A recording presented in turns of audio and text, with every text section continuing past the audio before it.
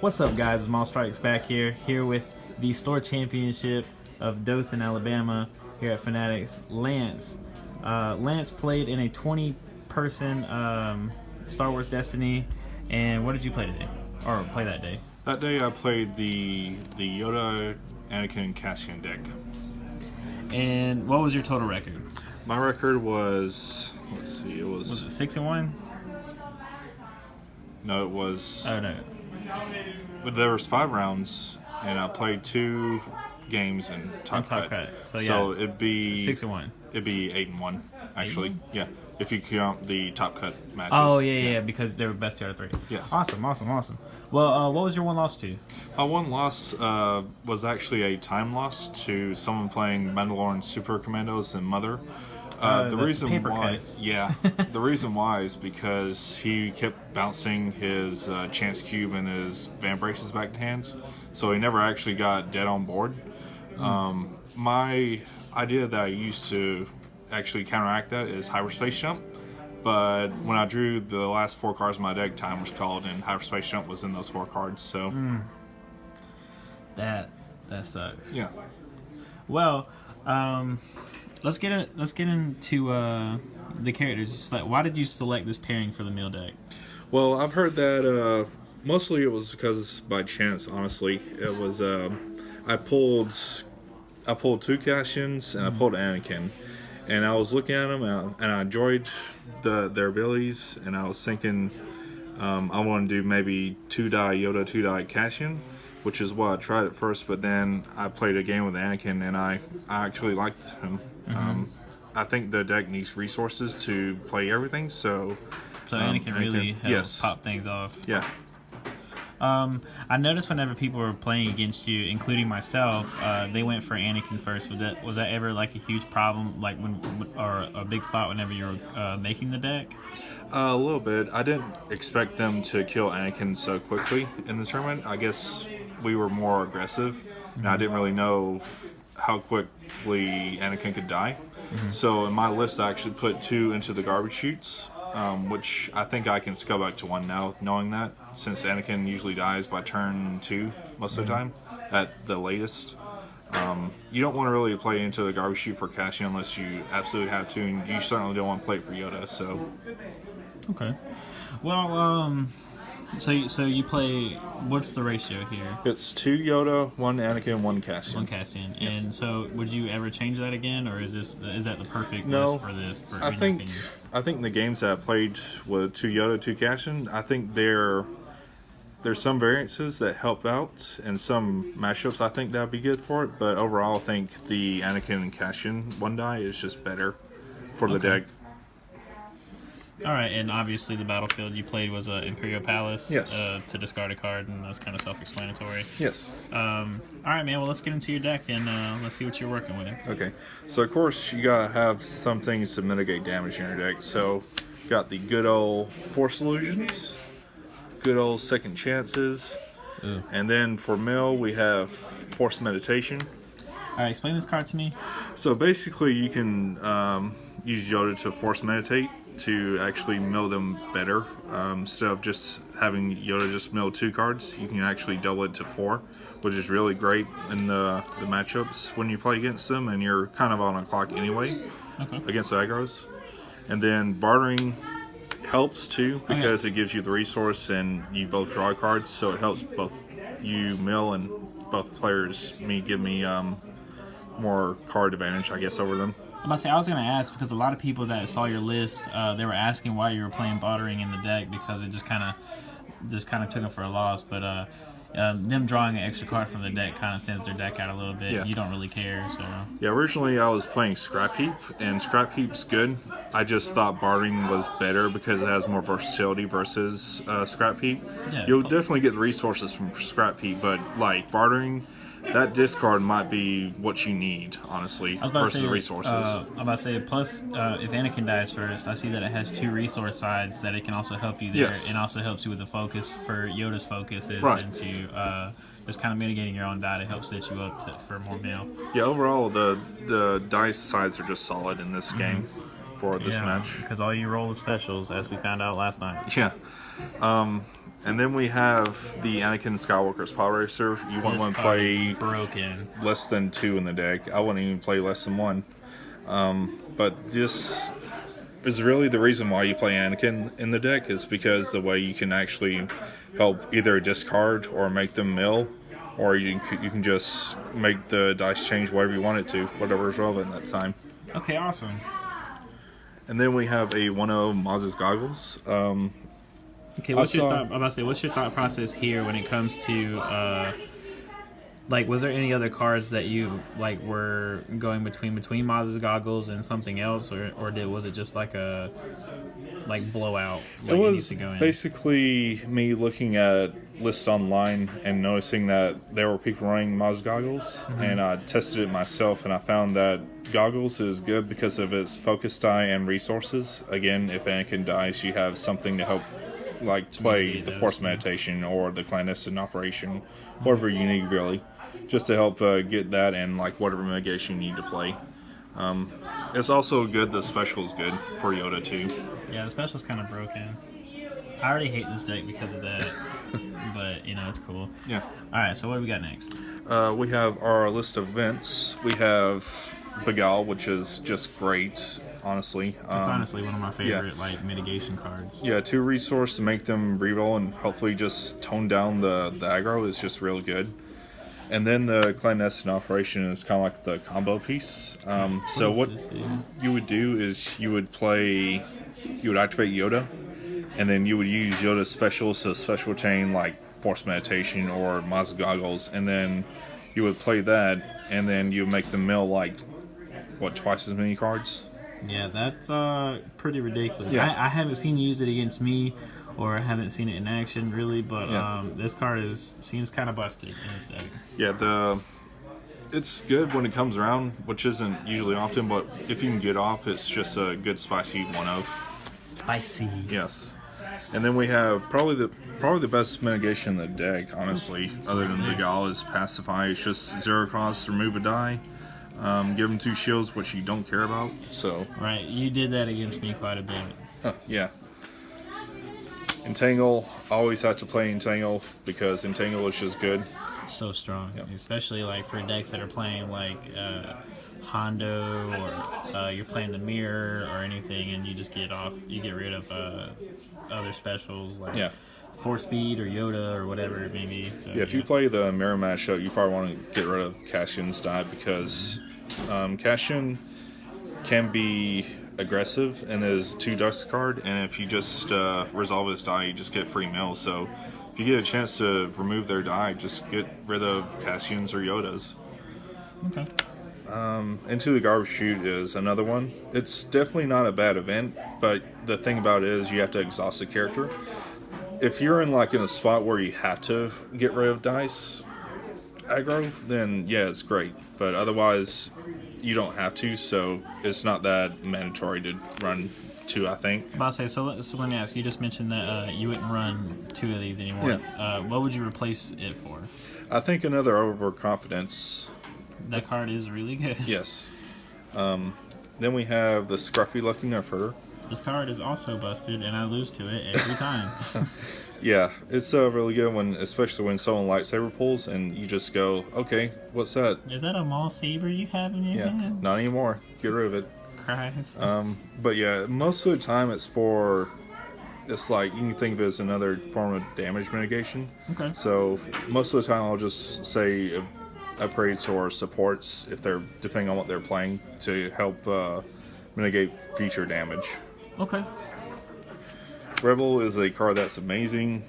Rebel is probably one of the cards that you'll just play for like second chance or hyperspace jump, honestly.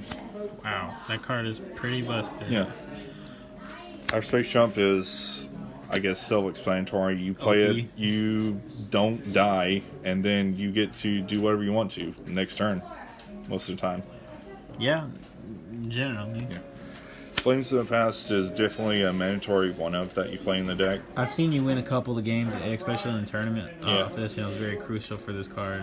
Yeah, there was one time in one of the top cut matches where I was just milling the person playing 5 droids, and he played what was it? The LR1K Sonic Cannon, laser Yeah, cannon. the Sonic Cannon, and Yeah. that's what it was. The Flames of the Past on the Sonic Yep. Cannon, and he just cried. Yep, that is it. Face.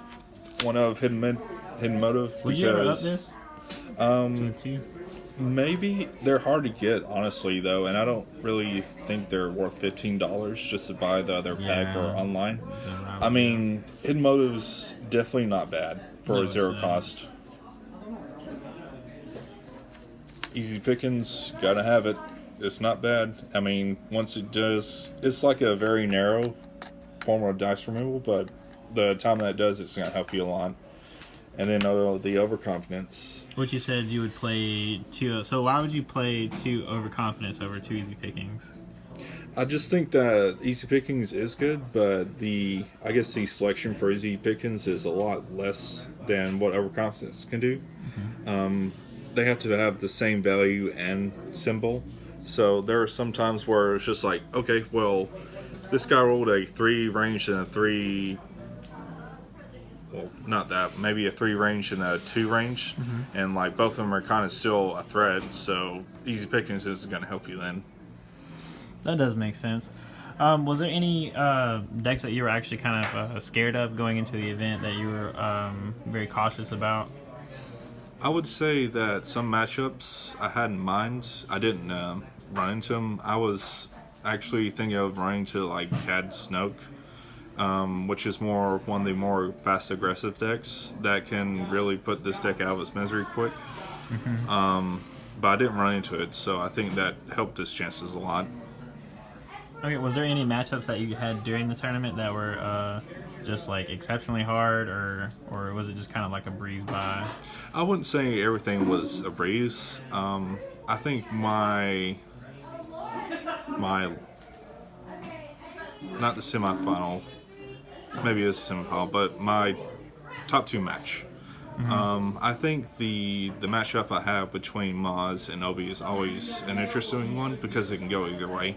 Mm-hmm. Maz is kind of what makes the deck go fast, and if you can't mitigate Obi-Wan's die, then you're not going to do a lot. Your dice mitigation don't do a lot, so. Well, you stated that you played. Can you go through real quick what if you remember, what you played throughout the rounds? Yeah. So round 1, I played against a 7th Sister and a Price deck, which I had never seen before. But that was interesting. I honestly don't remember a whole lot of it, but I enjoyed the matchup and the thought of playing against something that was different. But so you played every game that in that tournament was completely different, right? Yeah, it was different every game. Let's see, round 2, I played against.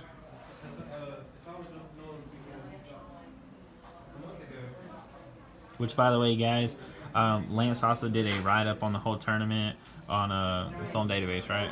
Yes. And on Database, and I will link that in the description below, along with the Twitch stream, which he did his top cut match on for the first place. Were you on stream before that? Yes, I was on stream for round 4. And for round 4, and I should have time marks for both of those for the stream.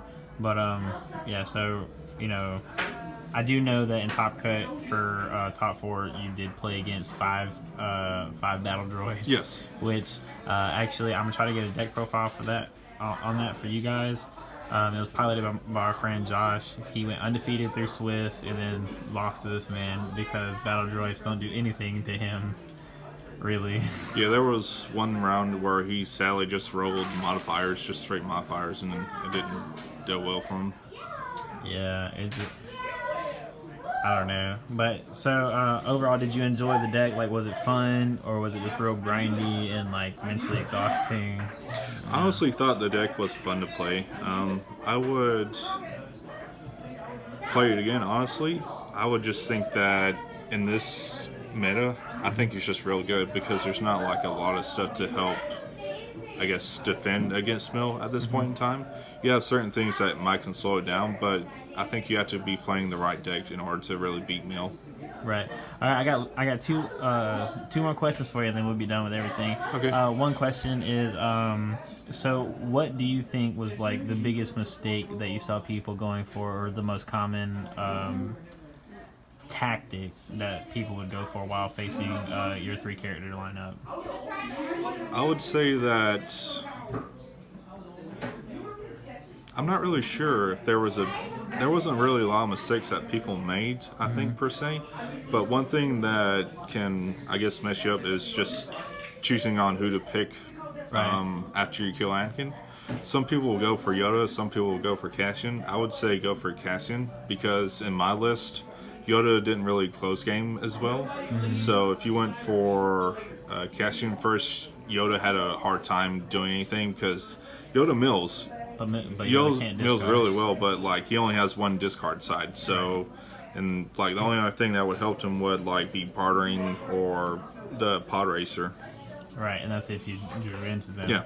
Which your deck kind of goes through cards in hands kind of slowly. Yeah, it does. So I try to keep cards in hand and like hold mitigation for like when I had to use it. So.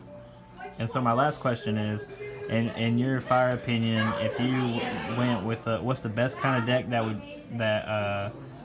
that could beat this one in your opinion, and how should they go about facing it? I would say that any deck that relies on resolving its dice quickly without giving them a response is the best way. I think that's So probably aggro action sheet. yeah, that's probably honestly the best deck in this meta right now. It's just being able to resolve your die too quickly, the way kind of like Cat Snoke can do sometimes. By the way, guys, I'm gonna get that soon as well. Yeah, So. or like with Maz and Obi, just any type of thing that you can resolve them without having a chance to mitigate is a threat to the deck. And so, in your opinion, playing this deck or piloting, if you were to go up against this deck, in what order would you target the characters? Would it be Anakin, Cass, and then Yoda, or? I think it would depend on the list and what I thought the opponent was trying to do the most. But for my list, if they were running like something similar to this, I would just go Anakin, Cassian, Yoda. Okay. Just because of the fact that Yoda can't always close out games. And also, there wasn't like a lot of things that help out Yoda late game. Second chance, of course, can't go on him. And Force Illusion, like, is a dead draw. Like, yeah, just can't do anything with it.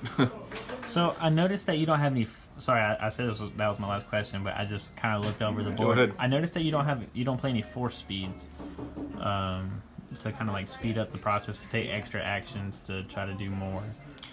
Is that something that you had thought about, or is it just something that you just didn't have, or what was the process there? Force Speed is it's for a different type of deck, honestly. This deck is like, it doesn't care about being slow. It's just, I want to resolve my dice, and I want them to discard cards and do whatever. I'll let you claim Battlefield if you want to, but I'm just going to sit here and do what I need to do to mill you out. And Force Speed doesn't really do much of anything other than make me take additional actions. I guess in some matchups it'd be okay. I'll say because you stated that you wanted to focus on resolving your die. Wouldn't Force Speed help you do that? It could potentially, yes. I would say for sure, but I wasn't always worried about dice mitigation, I guess, in this tournament. I guess if there was more aggressive decks that aggressively did that, then I would definitely put in Force Speed. Okay. Well, guys, this was Lance Baxley, and this was his store championship here at Fanatics in Dothan, Alabama, where he won with Cassian, Yoda, Anakin, and first place. So, see you guys next time.